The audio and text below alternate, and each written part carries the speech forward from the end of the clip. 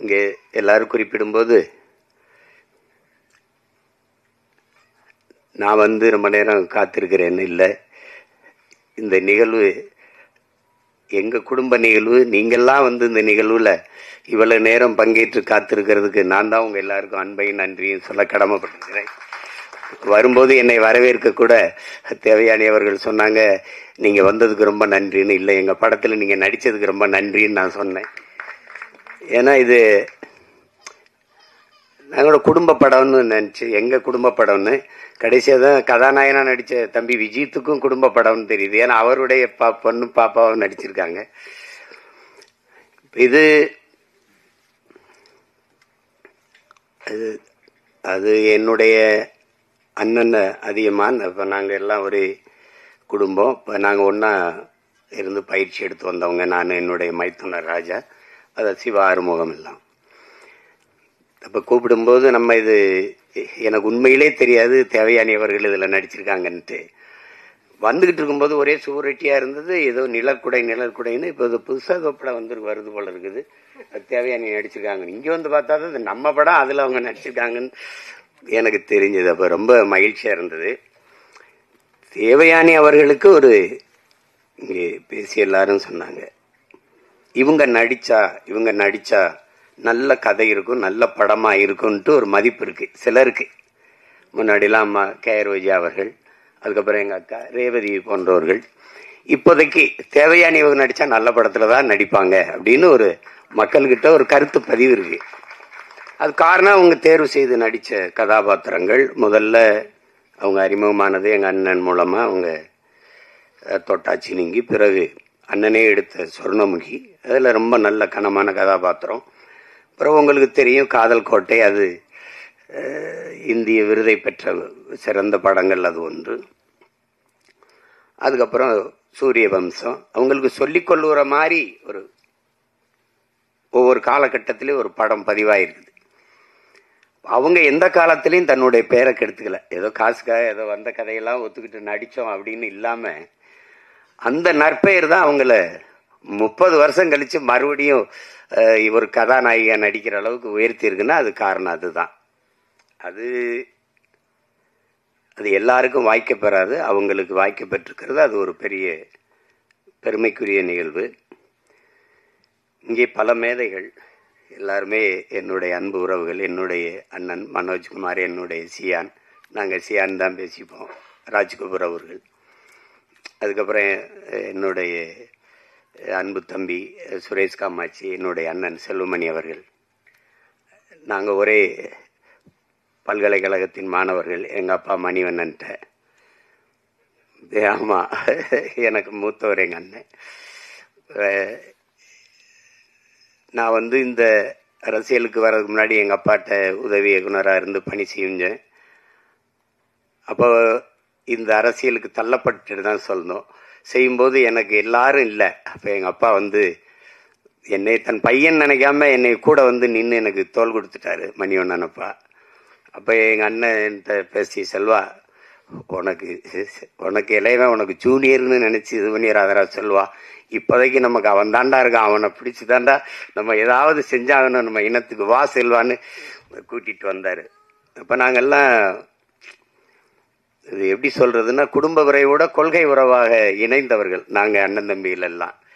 அப்படி என்னுடைய அண்ணன் சிவா எனக்கு ரொம்ப என் மேல ரொம்ப அன்பு. என்ன, எனக்கு இன்னைக்கு வரைக்கும் ஒரு குற்ற உணர்வு. நானும் எங்கள் அண்ணனும் இணைஞ்சு பணி செய்யும்போது அதை ஒரு சிறந்த படமா, வெற்றி படமா தர முடியல என்னால். அதுக்கு இன்னைக்கு வரைக்கும் எனக்கு ஒரு குற்ற உணர்வு இருக்கு. கதை சொல்லும்போது அவருக்கு தம்பிக்கு அடுத்த படம் பகலவன் தான் எடுக்கிறதா இருந்தது. அவருக்கும் அது விருப்பம், அப்போ எனக்கு அது விருப்பம். ஆனால் என்னுடைய தம்பி மாதவன் அதை ஒத்துக்கல. அது காரணம் ரொம்ப கடினமாக இருந்துச்சு. தம்பி படத்தில் அவரை ரொம்ப நான் கஷ்டப்படுத்திட்டேன். கையெடுத்து கும்பிட்டு அப்படி மறுபடியும் அண்ணா வேணாண்ணா அப்படின்னு ஒரு கொஞ்சம் இடைவெளி கொடுங்கன்ட்டாரு. அப்புறம் இந்த கதையில நடிக்கணும்னாரு. நான் என்ன சரி எடுப்போன்னு எடுத்தேன். தமிழ்லேயே கொஞ்சம் உரையாடல் எழுதிட்டாரு. தம்பியில் ஒரு 90 விழுக்காடு தமிழ்ல இருந்தது. அது வெற்றி அடைஞ்சிருச்சு. அப்புறம் இதுல முழுக்க தமிழ்லேயே உரையாடல் எழுதுனா, அதுல என்ன பார்த்தீங்கன்னா, ஐ லவ் யூ என்று வர வேண்டிய இடங்களில் எல்லாம் நேசிக்கிறேன் என்று வருவது நெருடலாக இருக்கிறது என்று விமர்சனம் எழுதியிருந்தாங்க. எனக்கு என்ன செய்யறது தெரியல. என்னுடைய அண்ணன் காசி ஆனந்தன், அவர் உணர்ச்சி பாவலர், ஈழத்து பாவேந்தன், அவர்கிட்ட போய் பேசிக்கிட்டே இருந்தேன். அவர்கிட்ட சொன்ன வருத்தமா இப்படி எழுதியிருக்காங்கன்னு. அன்பை கூட தாய்மொழியில் பரிமாற தெரியாத ஒரு இனம் இருந்தா என்ன, செத்தா என்ன, போடா அப்படின்ட்டாரு. அப்ப நான் அந்த படம் எடுத்து கொடுத்துட்டு நான் எங்க அண்ணனுடைய அழைப்பின் பேர்ல ஈழத்துக்கு போயிட்டேன். போய் ஒரு வாரம் கழிச்சது பேசிட்டே இருக்கும்போது படம் ஓடலைன்னு தெரிஞ்சிருச்சு. அப்ப யாரோ சொல்லியிருக்காங்க, தம்பியோட படம் ஓடலனால ஒரு வருத்தத்தில் இருப்பான் போல இருக்குதுன்ட்டு. அப்போ எந்த சார் அது கேட்கல, படம் என்னாச்சு, கதை என்ன, யாரோ சொல்லியிருக்காங்க, இந்த காதல் கதை போல இருக்கு அப்படின்னு சொல்லியிருப்பாங்க. அவர் ஆரம்பிக்கும் போதே நமக்கு எதுக்குப்பா பூ கவிதைலாம் அப்படிதான் ஆரம்பிச்சார். காதல்ங்கிறது பருவகால உணர்ச்சி, அது எல்லாருக்கும் இயற்கையில் வர்றதானே. தமிழர்களுக்கு இல்லாதது மானம் வீரம் ரெண்டும் தான் கொஞ்சம் குறைவா இருக்கு. அதுக்கு நமக்கு தம்பி படம் மாதிரி தரையிலையும் அடிக்கணும், திரையிலையும் அடிக்கணும், அப்பதான் நமக்கு விடுதலை வரும்னாரு. அதை செஞ்சிருக்கணும். இப்ப ஆனா என்னைக்காவது ஒரு நாள் நான் எங்க அண்ணனுக்கு, அந்த சிவானனுக்கு சொல்றேன் இந்த இடத்துல, என்னைக்காவது ஒரு நாள் உங்களுக்கு என்னால ஏற்பட்ட இழப்பை நான் ஈடு செய்வேன். அது ஒருவேளை நீங்க அன்னை கூட கேட்டீங்க தம்பி அந்த பகலவன்னு, அதை கூட திருப்பி உங்களுக்கு எடுத்தரேன் உங்களுக்கு. அது தவறு தான் நடந்துடுச்சு. அதில் ஆனாலும் எங்க அண்ணனுக்கு எனக்கு இருக்கிற அந்த அன்பு பிணைப்பு போல. இப்ப எங்க அண்ணன் ஐயா பாக்கியராஜ் அவர்கள் சொன்னது மாதிரிதான், எங்க அண்ணன் அதிகமான ஒரு தலை சிறந்த இயக்குனரா அவங்க அது என்னன்னா தொடர்ச்சியா படைப்புகள் இல்லை. அவருடைய படங்கள் இன்னைக்கு அவரை இயக்கிக்கிட்டு வர்ற அந்த படங்கள். இப்ப தொட்டாச்சி நீங்க எல்லாம் பார்த்து எங்க அப்பா பால்மேந்திரா வீட்டிலே போய் பாராட்டி, ஞாபகம் இருக்கான்னா வீட்டுல போய் பாராட்டி, என்னடா அப்படி ஒரு படம் எடுத்துட்ட அப்படின்னு. அப்படி அந்த கதை திரைக்கதை பயணத்துல பயணிக்கிறதுக்கு ஆட்கள் ரொம்ப குறைவு, ரொம்ப குறைவு. இப்ப நம்ம கிட்ட ஒரு மேதை சாதாரணமா உட்கார்ந்துருக்காப்ல, அவரை கடந்துலாம் ஒருத்தனை இங்க கதை திரைக்கதை அமைச்சு எடுத்துட்டு போயிட முடியாது. ஆமா, அதுல நம்ம பக்கத்துல இருக்கிறதுல பக்கத்துல இருந்துட்டோம், ஆனா வீட்டுக்கு போனா படபடப்பா இருக்கும். நம்ம ஆள் தானே பக்கத்துல இருந்து வந்துட்டு. மிகப்பெரிய பெருமை அவரெல்லாம் நமக்கு இப்படி ஒரு படைப்பாளி, நம்ம நம்ம நம்ம நாட்டுல நம்ம இனத்துல பிறந்து இப்படி ஒரு படைப்பாளி அப்படின்னு. நீங்க யோசிச்சு பாருங்க, புதிய வார்ப்புகள்னு ஒரு படம், அவர் தான் கதாநாயகனா நடிக்கிறாரு, அவர் தான் கதை வசனம், எங்க அப்பா இயக்குறாங்க, பாரதிராஜா அப்பா. அன்னைக்கு அது புதிய வார்ப்புகள்னு தலைப்பு வைக்கிறதுக்கு இன்னைக்கு என்னென்ன பேர் வருதுன்னு உங்களுக்கு தெரியும். அது நம்ம சொல்லி அது விமர்சனமா போயிடும். நான் அதை சரி செய்யறதுக்கு இது நேரம் இல்லை. புதிய வார்ப்புகள் அப்படின்னு அப்பெல்லாம் நம்ம எப்ப அந்த காலகட்டத்தில் அதுல ஒரு முடிவு இறுதிக்கட்ட காட்சி வருது. உரையாடெல்லாம் பிச்சு உதறிப்பாப்ல. ஒரு அந்த விதவை பெண்ணு, அந்த பெண்ணு பூ விற்கும், வாத்தியார் கதாபாத்திரம், அவங்க ரதி, அவங்க பூ அந்த வாத்தியார்கிட்ட இவங்ககிட்ட சொல்லுவாங்க, வாத்தியார இந்த பூ பறிச்சாதான் வாடி போகும், இல்லை செடியில விட்டாலும் வாடி போயிடும் அப்படிலாம் இருக்கும். அப்ப இதயம் குங்குமம் இந்த பத்திரிகையெல்லாம் ரொம்ப புகழ் பெற்றது இந்த இதழ்கள். அப்ப நீ இதயம் கொடுத்தாதான் வாத்தியார் குங்குமம் தருவாரா அப்படிலாம் அந்த ஐயோ, அதெல்லாம் ஒரு ஒரு அதிமேதைகளினுடைய கூடல் அது. அதுல ஒரு அண்ணன் கவுண்டமணிக்கு கதாநாயகியை கட்டி வச்சிடுறாங்க, அந்த வில்லன் கதாபாத்திரம் அந்த கட்டி வச்சிடறாரு ஜி சீனிவாசன் ஐயா. அப்ப ஆனா இவங்க வாத்தியாரும் ஒரு காதல் இருக்குது. அப்ப ஊரை விட்டு ஓடும்போது அந்த விதவை பெண், அந்த பூக்காரி, இந்த காஜா ஷெரீப் எல்லாம் ஓடும்போது இந்த காதலர்கள் சேர்றதுக்கு ஒரு இடையூறா ஒண்ணு இருக்குது. ஆனா அவர் கட்டின தாலி, இந்த கலாச்சாரம் தாலிக்கு இந்த சமூகம் ரொம்ப முன்னுரிமை கொடுக்குது. அப்படியே பார்த்துட்டு டப்புன்னு அந்த தாலியை அறுத்துட்டு அவரே அறுத்துடுறாரு, கட்டின தாலி அவரே அறுத்துட்டு ரெண்டு பேரையும் சேர விடுறாரு, கையை பிடிக்கிறாங்க. அந்த விதவை பெண்ணு நிக்குது, அந்த பூவித்த பெண்ணு, அதை கையை பிடிச்சிட்டு இப்படி போகும்போது புதிய வார்ப்புகள்னு போடுறாப்ல ஒரு எழுத்தாளர், ஒரு எழுத்தாளர். கொஞ்ச நாள் கழிச்சு அப்புறம் அவரே கதை திரைக்கதை அடிச்சு அந்த நாட்கள்னு ஒரு படம் வருது. அதுல இவர் காதலிச்ச பெண்ணு அது அண்ணன் ராஜேஷ திருமணம் பண்ணி போயிடுறாங்க, கல்யாணம் ஆயிருது. அது அப்ப அவர் சேர்த்து வைக்க போராடி கடைசியா உச்சக்கட்ட காட்சி வந்துருது. ரெண்டு பேரும் இருக்கும்போது அவர் அந்த மருத்துவர் கதாபாத்திரம் இந்த காதலன்ட்ட சேர்த்து விடுறதுக்கு இது பண்றாப்ல. இப்ப நம்மால ஒரு ஹார்மோனிய பெட்டி வச்சுக்கிட்டு இந்த ஹரவர மலையாளத்துல இதே டாக்டரே அது நீங்க புதிய நவீன 21ஆம் நூற்றாண்டு ஆள் தானே, 20ஆம் நூற்றாண்டு இல்லையா, 20ஆம் நூற்றாண்டு ஆள் தானே. தாலி அறுத்தடு, எந்த காதலி உங்களுக்கு மனைவியா வரும், ஆனால் உண்ட காதலி எனக்கு, உன்ன மனைவி எனக்கு காதலியா வராது. அப்ப அந்த தாலியை அறுத்து எடும் அப்படின்ன உடனே அப்படியே போய் அறுத்து எடுக்க முடியாது. அந்த பெண்ணு தாலி அறுத்துட்டு வர முடியாது. இது கையெடுத்துட்டு பட்டினா இதே மண்ணின் கலாச்சாரம் பண்பாடுன்னு பேசி பட் இந்த கிளைமேக்ஸ் ஓல்டு பட் கோல்டுன்ட்டு போயிடுவாப்ல. இதை யோசிச்சு பாருங்க. உலகத்துல ஒரே ஆள் தான் தாலி அத்துட்டு போய் வாழ்ன்னு சொன்னா அதே ஆள் தான் தாலி அக்காம வாழ். இதுதான் கலாச்சாரம் சொன்னது ஒரே எழுத்தாளன் தான். உலகத்துல இப்படி ஒரு ரைட்டு எழுத்தாளர் இருக்கவே முடியாது. ஒரே எழுத்தாளர் இப்படி எழுதி நம்ப வைக்க முடியும். இப்படி எழுதணும்னா எழுத்தின் வன்மை, எழுத்தின் அழுத்தம் அப்படின்னு சொல்லாமடா. பொய்ய உண்மையில பொய் சாட்சியிலே நடிச்சவர் தானே அவரு. சாதாரண உட்கார்ந்துருக்காப்ல. எங்க அப்பாவுக்கு ஒரு கிளைமேக்ஸ், எங்க அப்பாவுக்கு எழுதி கொடுத்தது வேற, கைதின் டைரியில. அதுதான் ஆட்சி ராஜஸ்தான்ல வந்தது. அவர் திமுறா, நீ என்ன ராஜு நான் எழுது, நானா ஒண்ணு எடுப்பேன். அது அப்ப செய்வாரு. அதுல எல்லாரும் நானும் அவர்கிட்ட எழுத்தாளராக வேலை செஞ்சிருக்கேன். என்ன பண்ணுவார் எங்க அப்பான்னு தெரியும். அதுல அவர் சிவாஜி, சத்ரபதி சிவாஜி வேடத்தை போட்டு நிறுத்திட்டாப்ல. சரி, அதுவும் ஓடிடுச்சு. ஏன்னா அது வரைக்கும் நான் திரைக்கதையை பிச்சு உதறிட்டாப்ல. அப்புறம் இது இல்ல வேற கிளைமேக்ஸ், நான் எழுதி கொடுத்த கிளைமேக்ஸை நான் எடுக்கிறேன் அந்த காட்சியின் போய் அப்ப அமிதாப் பச்சன் சிறிதை வச்சு ஆக்கிராஸ் தட்டா அதுவும் வென்றுட்டாப்ல.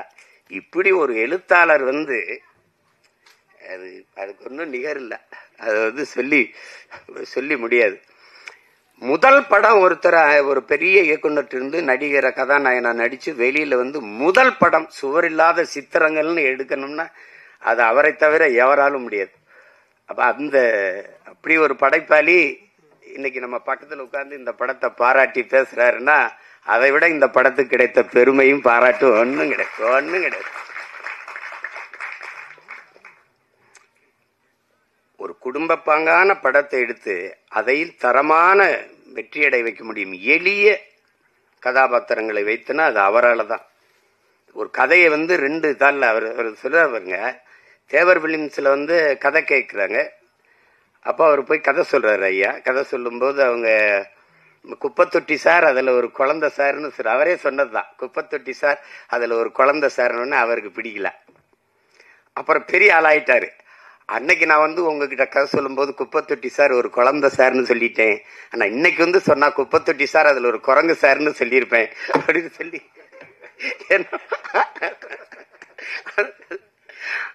அது ரொம்ப சாதாரண கதை. ஒரு வாத்தியார் கை குழந்தையோட ஊருக்குள்ள வரான்னு முந்தானை முடிச்சு ஒரு படத்தை எடுத்து, அப்ப எங்க ஊர்ல பரமக்குடியில எங்க அண்ணனுக்கு தெரியும், ராமநாதபுரத்துல தான் வெளியிட்டு ரிலீஸ், பரமக்குடியில 2வது தரம் தான் வரும்.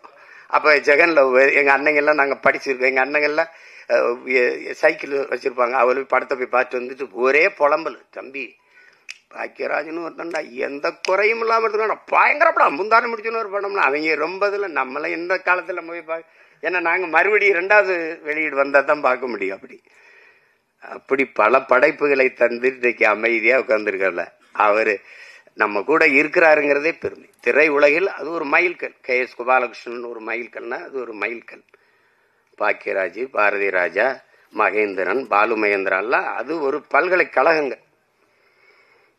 அப்படி ஒரு பெருமைக்குரிய கலைஞர் நம்மோட இருந்து இந்த படத்தை வாழ்த்துறாருங்கிறத விட பெருமை வேற என்ன இருக்குது சொல்லுங்க. அதுக்கப்புறம் இங்க இருக்கிற என்னுடைய தம்பி பேரரசு, அவன் தொடர்ச்சியா வெற்றி படங்களா கொடுத்தான். அவங்க வருகை கூட சொன்னாங்க, எல்லா ஊரையும் அறிமுகப்படுத்தினது அவன் தான் என் தம்பி. அதுக்கப்புறம் என் தம்பி ரவி மரியா, அதெல்லாம் கதாநாயகனா நடிச்ச விஜித் எனக்கு ரொம்ப தெரியும். ரொம்ப என்னுடைய தம்பி அவரு. என் தம்பி தமிழ் குமரன். நாங்க ஒரே குடும்பம்.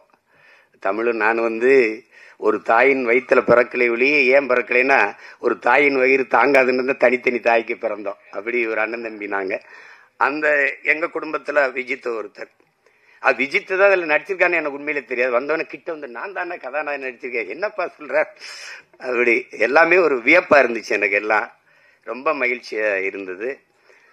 அதுல உட்காருங்க விஜித், அவர் நல்லா வரணும். இந்த படத்தை பார்க்கும்போது நான் படம் பார்க்க நேற்று அழைக்கும் போது எனக்கு நேரம் ஒத்து வரலை, கிடைக்கல. அது இப்போ அதனால் நான் படத்தை முதல்ல பாட்டை போட்டு காட்டு அதை வச்சு பேசிடுறேன்னு. எங்கள் அண்ணன் செல்லுமணி இவங்கெல்லாம் குறிப்பிட்டு பேசுன மாதிரி அது ஒளிப்பதிவு செய்த நம்ம குருதேவ் அவர் வணங்கான்லேயே ரொம்ப சிறப்பாக பண்ணியிருந்தார். ரொம்ப அருமையான ஒளிப்பதிவு.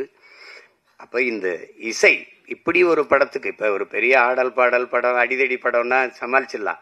குடும்ப கதைகளுக்கு மென்னுணர்வை நகர்த்துற படங்களுக்கு இசையமைக்கிறதுங்கிறது ரொம்ப கடினம். அதை ஒரு இளைய பிள்ளை நவீன் பாலகுமார் செஞ்சிருக்காருங்கிறது ரொம்ப பாராட்டுக்குரியது. அது மனதில் நிற்கிறது போல மெல்லிய இசையால் வருடனுங்கிறது ரொம்ப கடினம். இசைங்கிறது இப்போ ஒலிகளின் குவியல் தான். இந்த ஒலி செவியில போய் நின்றுச்சுன்னா அது இல்லை, அது உள்ள போய் இதயத்தை வருடிருச்சுன்னா அது இசை ஆயிடுது. அப்படி ஒரு இசையை தந்த ஒரு இளவல், அவருக்கு என்னுடைய அன்பும் வாழ்த்துக்களும்.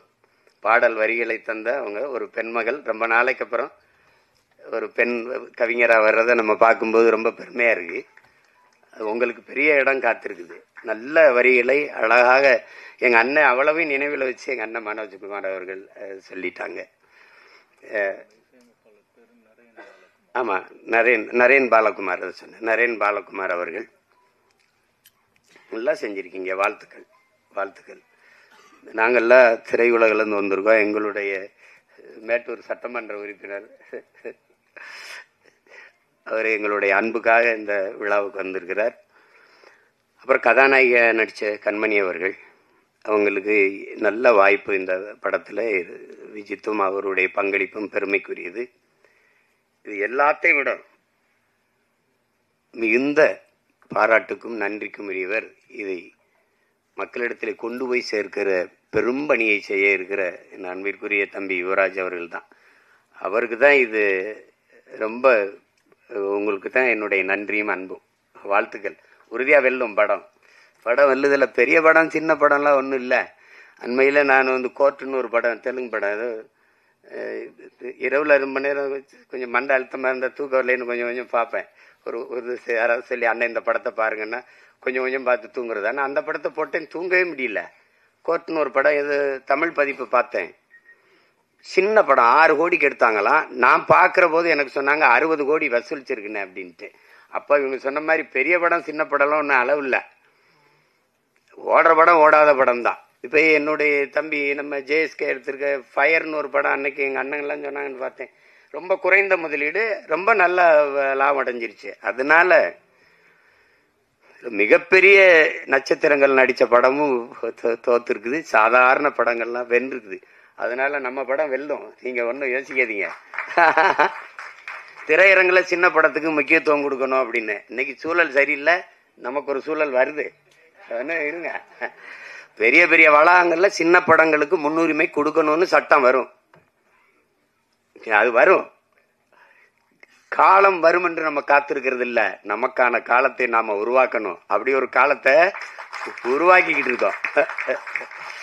இங்க சொன்ன இந்த மேல 90க்கு போயிடணும் அப்படின்னா இல்ல, 2026லயே நம்ம அந்த 90 காலத்தை மறுபடியும் உருவாக்க முடியும். அதெல்லாம் ஒண்ணு அவ்வளவுதான், எதுவும் கிடையாது, எதுவும் முற்று கிடையாது.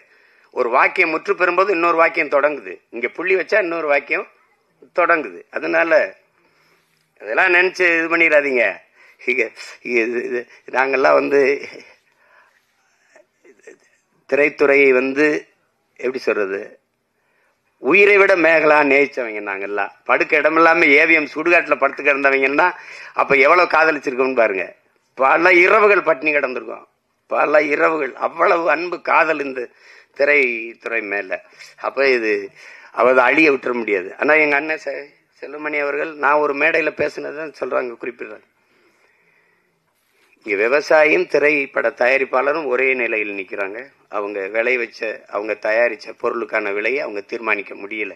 தீர்மானிக்கிற காலத்தை நாம உருவாக்கணும். அப்பதான் வேளாண்மை செழிக்கும், திரைக்கலையும் செழிக்கும். அது காரணம் ஒற்றுமை இல்லாததுனாலதான். இன்னைக்கு எழுத்தாளர் சங்கத்துல நம்ம ஐயாவும், தொழிலாளர் சங்கத்துல எங்க அண்ணன் போன்ற தளபதிகள் இருக்கிறதுனால ஒரு பாதுகாப்பு இருக்கு. பத்தல, எல்லாத்தையும் சரி செய்ய நினைக்கிறோம், இதை சரி செய்யாம விட்டுருவோமா என்ன? அதுக்கு ஒரு காலம் வரும். ஆனா இதுல என்னுடைய மைத்துனர் சிவா ஆறுமுகம், ராஜான்னு நாங்க அழைப்போம். அவருடைய செல்லமாக அழைக்கிற பேர். நாங்கள் ஒரே குடும்பமாக வந்தவர், கடுமையான உழைப்பாளி. என்ன இருந்தாலும் அந்த நேசித்து வந்த திரைத்துறையை விட்டு வெளியேறலை. அது ஒரு பெரிய பெரிய அதுக்கு அவருக்கு பெரிய பாராட்டு. சிலர் விட்டுட்டு போயிடுவாங்க, ஆனால் விடலை. அப்போ படம் எடுக்க ஆள் இல்லை, சரி நம்மளே எடுப்போம். அதெல்லாம் அது ஒரு போர் தான். அது அப்படிதான் சொல்லணும். அது ஒரு தவம்னு தான் சொல்லணும். புலம்பிக்கிட்டு நிற்கலை, யாரும் வரல, யாரும் எடுக்கலை, இது அப்படிலாம் இல்லை. அதுக்காக அவர் துணிஞ்சு தயாரிச்சதுக்கு, அதை துணிஞ்சு நாம வெளியிடணும் வந்த யுவராஜுக்கு 2 பேருக்கு என்னுடைய பாராட்டுகள். நான் என் மைத்துனர் சொல்லுவேன், இயக்குனர் சிவா ஆறுமுகத்தோட தயாரிப்பாளர் சிவா ஆறுமுகத்துக்கு தான் என்னுடைய பாராட்டுகள். அதுதான் ரொம்ப ரொம்ப பெருமைக்குரியது. அப்ப இங்கே எது ஒன்று எளிதா கிடைச்சிருக்கு, அப்படி வந்தவொடனே யாருக்கும் வந்தது இல்லை. ஒண்ணுதான், எவ்வளவுதான் திறமை இருந்தாலும் வாய்ப்பு இல்லை என்றால் அது பயனற்று போகும். இங்க நிறைய திறமையான கலைஞர்கள் வாய்ப்பின்றி இருக்கிறாங்க. அதுல இன்னைக்கு புதியவர்களை, தம்பி விஜித்தை, கண்மணி போன்றவர்களை, 2 அன்பு செல்வங்களை எல்லாம் பார்க்கும்போது ரொம்ப தேவயானி அவர்களே வியந்து பாராட்டுறாங்க. அந்த குழந்தைய அவ்வளவு அருமையா நடிச்சு என்னுடைய கைக்குட்டை ராணியிலே நான் நடிக்க வச்சேன் அப்படின்னா அதெல்லாம் பெரிய வியப்பா இருக்கு. அப்படிலாம் நினைக்கும் போது இந்த விழாவில் பங்கேற்றதில் எனக்கு பெரிய மகிழ்வு, மன நிறைவும் இருக்கு. தேவயானி அவர்களை நாங்கள் திரைப்பட நடிகையாக பார்க்க முடியாது. எங்கள் வீட்டு மருமகள், எங்கள் வீட்டு பெண், அப்படிதான் நாங்கள் பார்ப்போம். எங்கள் குடும்பத்தில் ஒருத்தராக தான் பார்ப்போம். அதே மாதிரி எங்கள் அண்ணன் பொண்ணு வனிதா வந்திருக்காங்க. வனிதாட்ட எனக்கு பிடிச்சது அந்த துணிவு, நினைக்கிறது செய்யணும், அந்த துணிவை எனக்கு பிடிக்கும். அது அவங்களுக்கு பாராட்டு. ஏன்னா நான் அந்த குடும்பத்தில் ஒருத்தன். அண்ணன் விஜயகுமார் அண்ணன் எனக்கு ரொம்ப பிடிக்கும். நான் அவங்களுக்கு தனித்த அன்பு. அதில் படத்தொகுப்பாளர், கலை இயக்குனர் விஜயானந்த், படத்தொகுப்பாளர் எல்லாருக்குமே என்னுடைய அன்பும் பாராட்டுகளும். எல்லாரையும் சொல்லிட்டேன்னு நினைக்கிறேன், ஏறக்குறைய சொல்லிட்டேன். தர்ஷன் வாங்க மாப்பிள்ள. இவர் என் மைத்தனுடைய மகன் தர்ஷன் சிவா. இவர் அறிமுகம் செஞ்சிருக்காரு.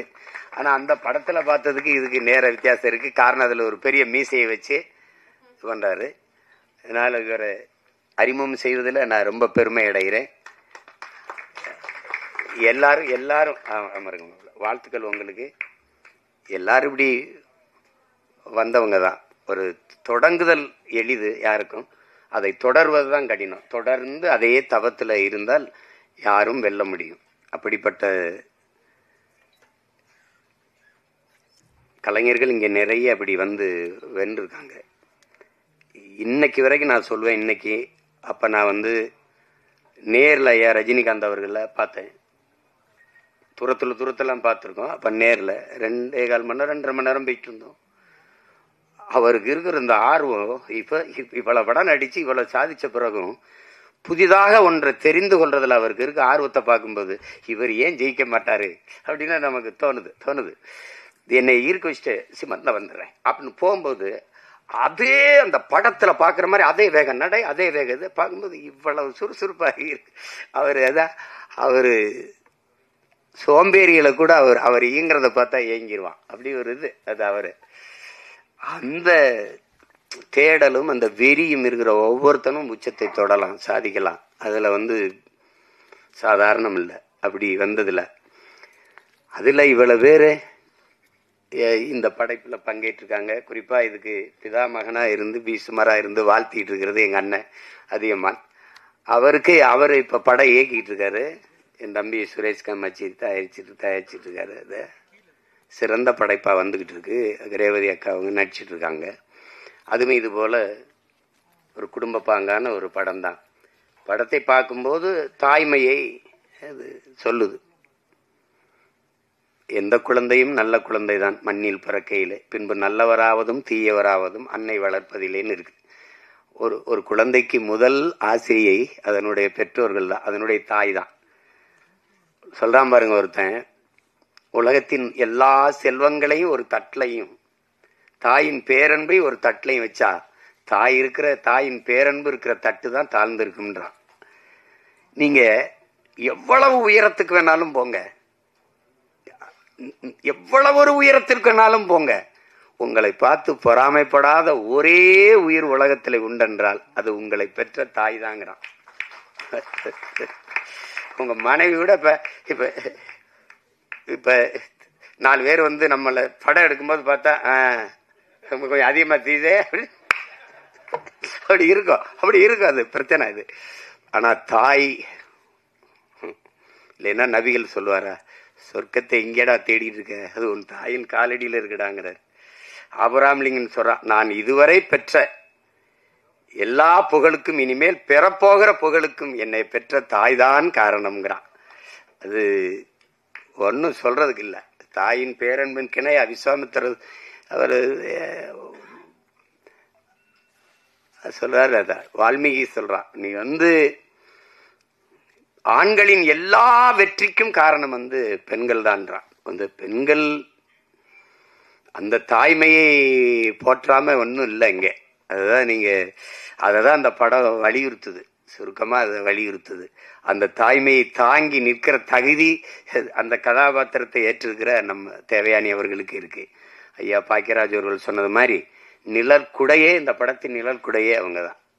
அது அவங்க போதும் தொடக்க காட்சிக்கு திரையரங்குக்கு மக்களை அழைச்சிட்டு வர அவங்க ஒரு படம் போதும். அதுக்கப்புறம் உள்ள வந்தால் பார்த்த எல்லாரும் நிறைவா சொல்றாங்க, எனக்கு பார்க்குற வாய்ப்பை நான் பெறலை, ஆனால் விரைவில் நான் பார்த்துட்டு அதுக்கான வாழ்த்தை நான் எழுதுறேன். படத்தில் பங்கேற்ற அனைத்து கலைஞர்களுக்கும், பின்னிருந்து உழைத்த அனைத்து தொழில்நுட்ப கலைஞர்களுக்கும், இவ்வளவு நேரம் இந்த நிகழ்வை பதிவு செய்து கொண்டிருக்கிற அச்சு, காட்சி, ஊடக என் உறவுகள், இங்கே அரங்கை நிறைத்து அமர்ந்திருக்கிற என் அன்பு சொந்தங்கள், விழாவிலை பங்கேற்று வாழ்த்தி அமர்ந்திருக்கிற பெருமக்கள் எல்லோருக்கும் என்னுடைய அன்பும் நன்றியும் வணக்கம். இந்த நிகழ்வை மிக அழகு தமிழில் தொகுத்து வழங்கிய தொகுப்பாளர் நெறியாளர் ஐஸ்வர்யா அவர்களுக்கு என்னுடைய அன்பும் வாழ்த்துக்களும். Thank you sir. தற்பொழுது அனைவரும் எதிர்பார்த்து காத்திருக்கும் தருணம், ஆம், இசை வெளியீட்டுக்கான நேரம். வழக்கமா வந்து ஒரு வட்ட வடிவு தட்டுல தான் நம்ம வந்து ஆடியோவை வெளியிடுவோம். ஆனா இந்த வாட்டி படத்தோட தலைப்பு நிழற்குடை அப்படின்றதுனால குடை வடிவிலேயே ஆடியோவையும் வெளியிடலாம் அப்படின்ற ஒரு ஐடியாவோட வந்திருக்கோம்.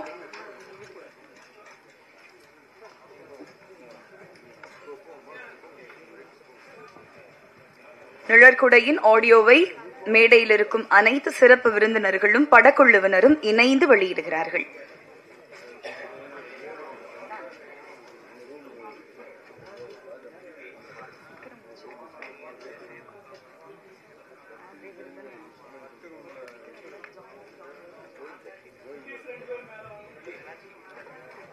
நிஹாரிகா, அஹானா நிஹாரிகா ப்ளீஸ் மேடைக்கு வாங்க.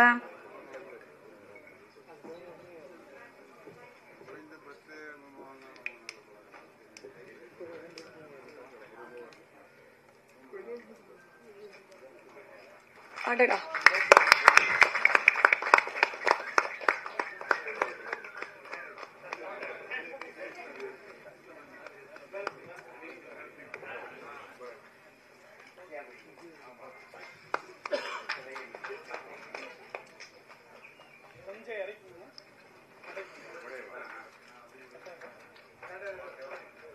அழகான முயற்சிக்கு நன்றி. இதுக்கு உறுதுணையா இருந்தவங்களுக்கும் நன்றி.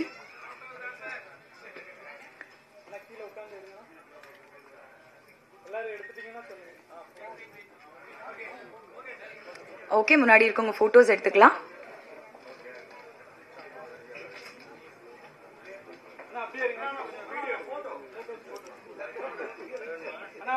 கொடை வேணுமா?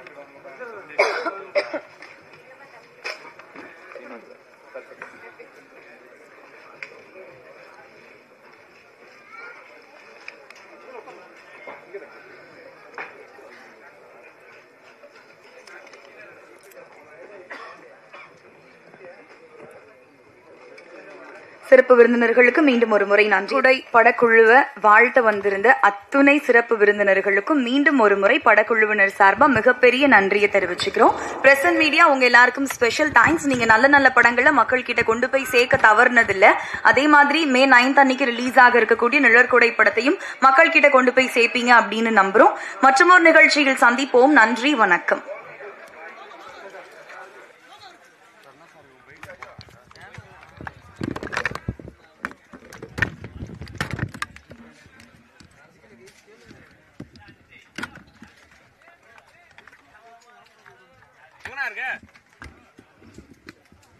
லோகோ போடுறீங்களா? நான் இன்னைக்கு சொல்லவே இல்லை. நியூஸ் வந்து நின்றுருக்காங்க. நான் கேட்டேன், சொல்லிட்டேன், முடிச்சு அறிக்கை கொடுத்துட்டேனே. அறிக்கை சரி கேளுங்க. போகணும் வெளியில. செந்தில் பாலாஜி வந்துட்டு விஜய் வந்து என்ன அமைச்சர் பதவி வேணுமா இல்ல ஜாமீன் வேணுமான்னு கேட்டாங்க. அதை பத்தி உங்களுக்கு கருத்து? தொடர்ந்து திமுக அமைச்சர்கள் மீது நீதிமன்றங்கள்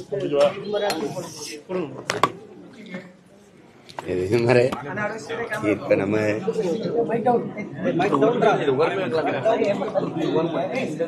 அமைதியாயிடுச்சுல, சரியாச்சு. சரி கேளுங்க, கேளுங்க என்ன கேளு.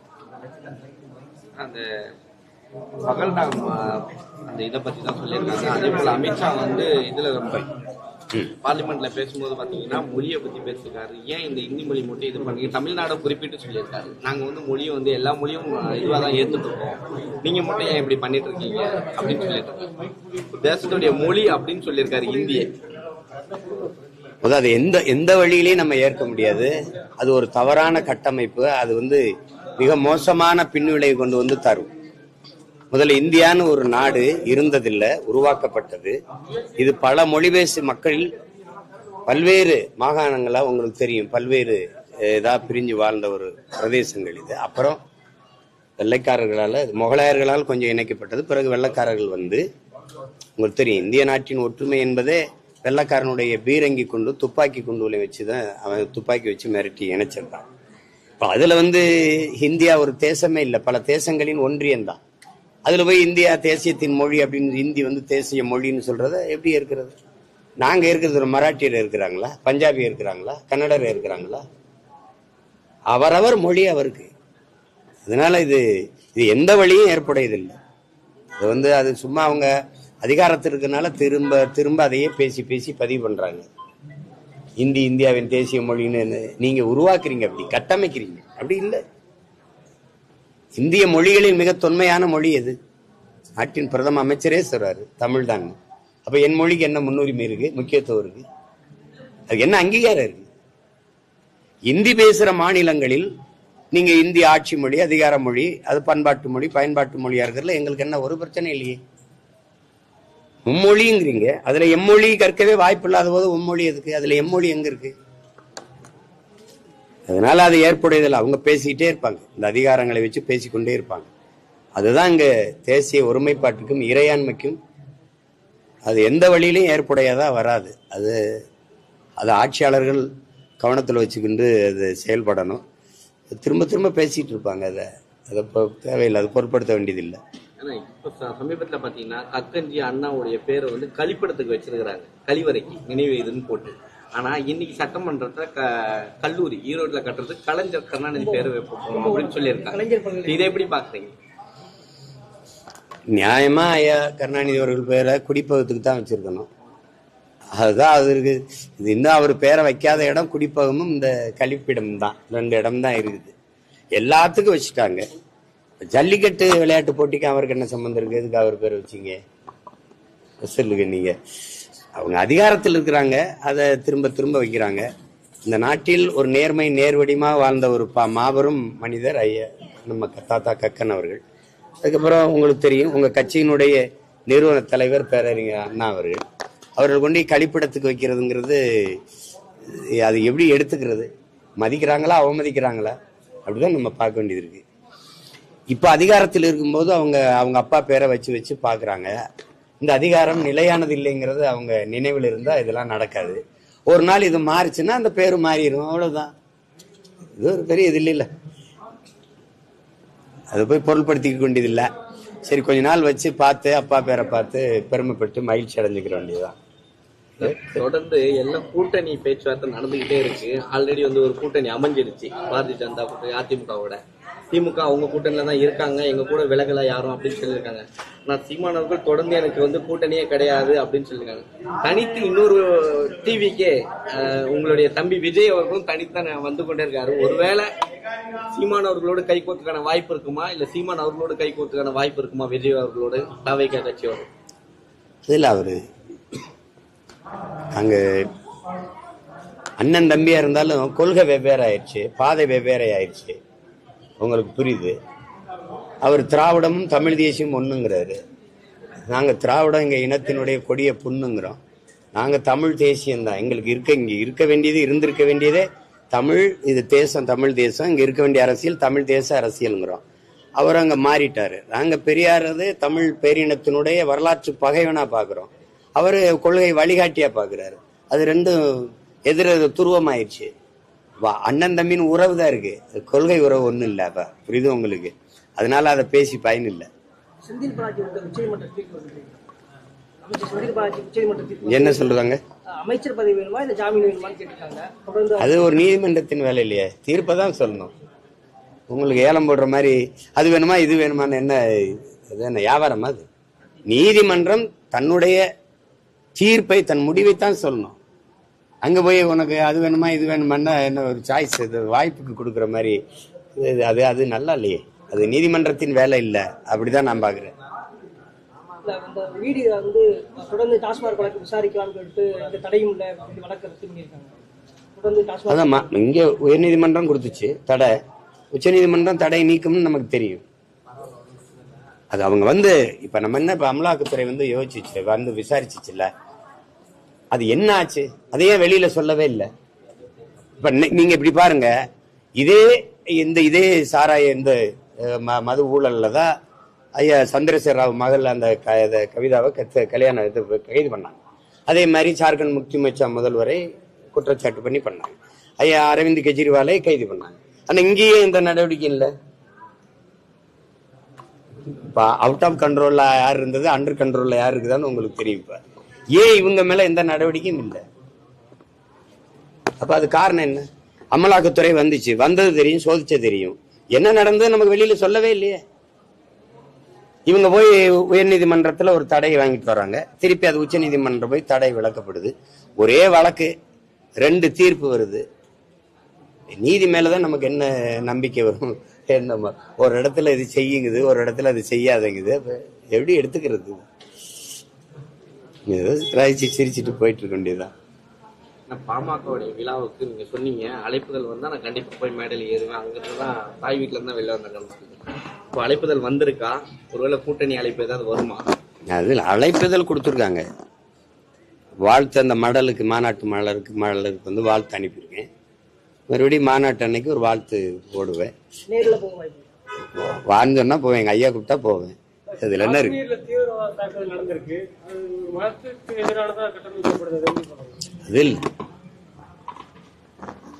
அப்படியே எடுத்துக்கிற கூடாது, அப்படி கட்டமைக்க கூடாது. அது தவறு. நம்ம ஆட்சியினுடைய பாதுகாப்புல இருந்த பழகினம் அது.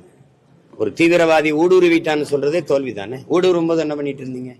இப்ப நான் என் வீட்டுக்கு ஒரு வாயில் காவலர் போடுறேன் அப்படின்னா, திருடனை விரட்டி பிடிக்கவா, வரும்போது தடுத்து பிடிக்கவா? திருட வரும்போது தடுத்து பிடிக்கவா, திருடிட்டு போகும்போது விரட்டி பிடிக்கவா? நீங்க சொல்லுங்க. இவ்வளவு பெரிய வலிமையான கட்டமைப்பு, உளவு கட்டமைப்பு, பாதுகாப்பு கட்டமைப்பு, 3 படைப்பிரிவு இவ்வளவு இருந்து ஊடுருவி தாக்குதல் நடத்துற வரைக்கும் என்ன பண்ணிட்டு இருந்தீங்க? அப்படித்தான் புல்வாமால நடந்துச்சு, இப்ப நடந்திருக்கு. இதை ஒரு மதத்தின் மீது பழியப்படுவது எப்படி? நம்மளுடைய பாதுகாப்புத்துறையினுடைய பலகீனம், நம்மளுடைய குறைபாடு.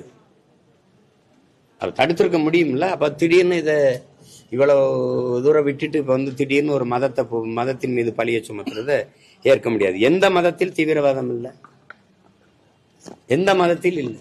எங்களை கொண்டு குவிச்சது பௌத்த தீவிரவாதம், ஈராக் மேல போர் தொடு தெளிச்சது கிறிஸ்துவ தீவிரவாதம். ஒன்னொன்னே பாருங்களேன், எந்த இடத்துல குஜராத்தில் நடந்த கலவரம் என்ன தீவிரவாதம்? திடீர்னு ஒரு வன்முறை தாக்குதல் வந்தா ஒரு மதத்தை பறிய போட்டு அப்படி தப்பிச்சு போறதை அது ஏற்க முடியாது. அது சரியானது இல்லை. இந்தியா பாகிஸ்தான் வந்து ஒரு போர் சூழல் மாதிரி சூழல் இருக்கு. இது எப்படி இந்தியா போர் மூலமாக தீர்க்கணும்னு நினைக்கிறீங்களா? சீனாவோட தான் நம்மளை அச்சுறுத்துது. அருணாச்சல பிரதேசம் என்னதுங்குது போறது விடுப்பில்ல. ஏன்னா அவன் பெரிய நாடு, ராணுவத்துல வலிமையா இருக்கான். இவன் உங்க மகன், நீங்க பெத்து போட்ட பிள்ளை. பாகிஸ்தான் சின்ன நாடு, உடனே மிரட்டுறீங்க அவனை. ஆதாரம் இல்லாமல் மற்ற நாடுகள் முன்னாடி இந்தியா எங்க மேல குற்றம் சுமத்துறாங்க அப்படின்னு பாகிஸ்தான் தரப்புல சொல்லியிருக்காங்க. இதுக்கு பதில் என்னவாக இருக்கு? அது தெரியல. ஒரு நாடு தன்னை தற்காத்துக் கொள்ள அது சொல்லும், எங்களுக்கு அதுக்கு சம்பந்தம் இல்லைன்னு சொல்லும். நம்ம நாடு நமக்கு தெரியுது, எங்கிருந்த வேற எங்கிருந்து வந்தான்னா இனிமேதான் நம்ம விசாரிச்சு அதை கண்டு உணரணும். அதை அவங்கள விசாரிச்சாதான் தெரியும். அது என்னன்னு பார்த்தா தான் தெரியும். இது எங்கிருந்து வந்தது, யாரு, என்ன நோக்கத்துக்காக இந்த தாக்குதல் நடத்தப்பட்டிருக்கு, எதுவுமே தெரியாம நம்ம இரு நாடு இதுகளுக்கு இடையிலே நம்ம ஒரு கருத்தை சிறுபுலத்தனமா பதிவு செய்ய முடியாது. ஏன்னா இது மிகுந்த பொறுப்புமிக்க ஒரு இது, நாட்டின் பாதுகாப்பு சம்பந்தப்பட்டது. அதனால மிக கவனமா நம்ம பதிவு செய்யணும் வார்த்தைகளை. இவ்வளவு துயரமா சம்பவம் நடந்திருக்கு, பெரிய ஷூட்லாம் நடந்திருக்கு. ஆனா பாகிஸ்தான் தூதரத்துக்கு கேக் வாங்கிட்டு போயிருக்காங்க காலையில. யாரு? அவங்க அந்த தூதரத்துக்குள்ள வேலை செய்யக்கூடிய ஊழியர்கள் இந்த கேக்கை எடுத்துட்டு போயிருக்காங்க. அதெல்லாம் பாதிக்கப்பட்ட மக்களை கொண்டிருக்கிற ஒரு நாட்டின் மக்களுக்கு அதெல்லாம் எரிச்சல் ஊட்டுகிற, கோபம் ஊட்டுகிற ஒரு செயல். அந்த மாதிரி இதெல்லாம் தவிர்க்கணும். இதெல்லாம் இப்படி செய்யும் போது என்னன்னா, இப்ப பங்களாதேஷ்ல இருக்கிற நம்ம மக்களை தாக்குற அந்த காட்சியெல்லாம் வரும்போது நமக்கு கடுமையான கோபம் வருது. இது நல்ல போக்கு இல்லை, இந்த மாதிரி போக்கு இல்லை. எல்லாருமே அதை கவனத்தில் எடுத்துக்கிட்டு அதை கலைய முயற்சிக்கணுமே ஒழி, பங்களாதேஷ்ல இருக்கிற நம்ம மக்களை தாக்குற அந்த காட்சியெல்லாம் வரும்போது நமக்கு கடுமையான கோபம் வருது. இது நல்ல போக்கு இல்லை, இந்த மாதிரி போக்கு இல்லை. எல்லாருமே அதை கவனத்தில் எடுத்துக்கிட்டு அதை கலைய முயற்சிக்கணுமே ஒழிய, இப்ப இந்த காட்சியை பார்க்கும்போது இவங்க வர நம்ம செத்து கிடக்குற, அவங்க இன்சுவை கட்டி தூக்கிட்டு உள்ள வராமன்னு வெறுப்பாதான் இருக்கும். அதெல்லாம் தவிர்க்கணும். இரு நாட்டின் நட்புறவை பேண நினைக்கிற தலைவர்கள் அதை தவிர்க்கணும்.